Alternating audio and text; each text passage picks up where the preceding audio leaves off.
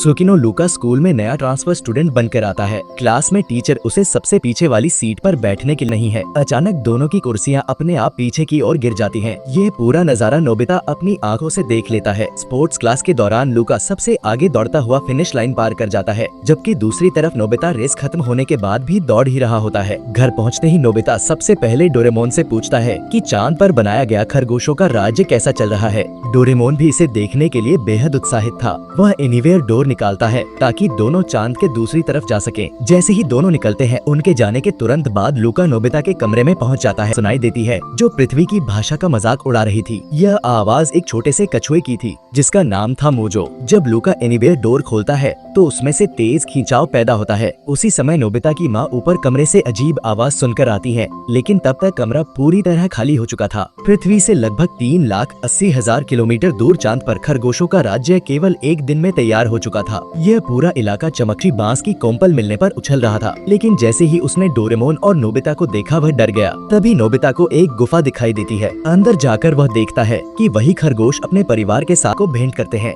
अगले दिन स्कूल में नोबिता सबको खरगोशों का राज्य देखने चलने का निमंत्रण देता है, लेकिन सुनेओ को यकीन ही नहीं होता कि चांद पर खरगोश हो सकते हैं। उसी समय लूका भी उनके साथ चलने की इच्छा जताता है। नोबिता उसे डोरेमोन से मिलवाता है और बताता है कि लूका उनका नया दोस्त है तथा अब वह भी उनके साथ जाएगा। लेकिन किसी ने ध्यान नहीं दिया कि मोजो भी चुपके से एक क्लब बैज उठा चुका था। जब सभी बच्चे चांद पर पहुंचते हैं तो उनके होश उड़ जाते हैं। उनके सामने एक विशाल महल खड़ा था जो किसी परीक्षा की दुनिया जैसा दिखाई दे रहा था। महल के अंदर पहुंचकर ऐसा लगता था जैसे वे किसी फैंटेसी दुनिया में आ गए हों। केवल 2 दिनों में खरगोशों का राज्य पृथ्वी जैसी सभ्यता तक पहुंच चुका था। यहाँ के घर मोची की ईंटों से बनाए गए थे और उन्हें मोची सीमेंट से जोड़ा गया था। यहाँ तक कि लगभग हर भोजन का मुख्य आधार भी मोची ही था। रास्ते में वह एक खरगोश से टकराकर गिर पड़ता है। उस खरगोश की आंखों पर भी मोटा चश्मा लगा था। जब नोबिता मजाक में उसका चश्मा पहनकर देखता है तो उसे कुछ भी साफ दिखाई नहीं देता। तभी शिजुका एक शानदार सुझाव देती है और उस खरगोश से कहती है कि वह सबको पूरे राज्य की सैर करवाए। ये सुनकर वह शर्म से लाल हो जाता है, लेकिन तुरंत गाइड बनने के लिए तैयार हो जाता है। डोरेमोन जवाब देता है कि नहीं, इस बैच द्वारा बनाई गई दुनिया केवल उन्हीं लोगों को दिखाई देती है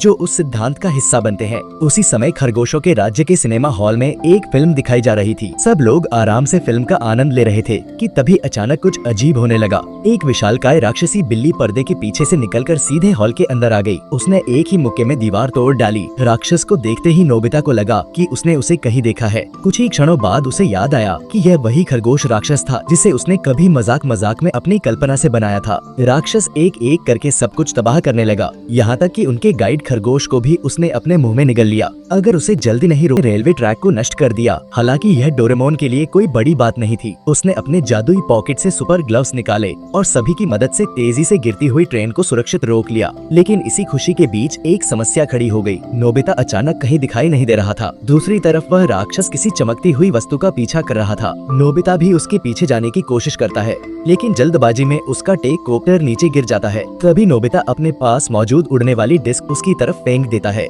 इससे राक्षस बुरी तरह गुस्सा हो जाता है। राक्षस के चारों ओर घूमने लगता है। वह इतनी तेजी से उसके चारों ओर चक्कर लगाता है कि राक्षस चक्कर खाकर बेहोश हो जाता है। नोबिता किसी तरह ऊपर चढ़ने की कोशिश करता है, लेकिन मोची से बता है। बैज के छूटते ही वह उस विशेष दुनिया से बाहर आ जाता है और सीधे चांद की वास्तविक सतह पर पहुंच जाता है। बिना बैज के वहाँ हवा नहीं होनी चाहिए थी, इसलिए उसे तुरंत सांस लेने में परेशानी होने लगती है। उधर डोरेमोन को अचानक महसूस होता है कि नोबिता की मौजूदगी जैसे गायब हो गई हो। तभी सुनियो को पानी के पास नोबिता का टेलीकॉप्टर मिलता है। सबको यकीन हो जाता है कि नोबिता यही कहीं है। इधर गहरी खाई में गिरा नोबिता धीरे धीरे होश में आता है। जागते ही उसे एहसास होता है कि उसका बैज गायब हो चुका है। तभी उसके आसपास एक रहस्यमयी आवाज गूंजती है। यह वही चमकता हुआ गोला था जिसने कुछ देर पहले उसकी जान बचाई थी। मैं नहीं रहा। डोरेमोन गुस्से और दुख से भर जाता है और फैसला करता है कि वह पूरी जगह को तहस नहस कर देगा। लेकिन तभी नीचे से एक जानी पहचानी आवाज सुनाई देती है। वह नोबिता की आवाज थी। सभी लोग तुरंत उसकी दिशा में दौड़ पड़ते हैं।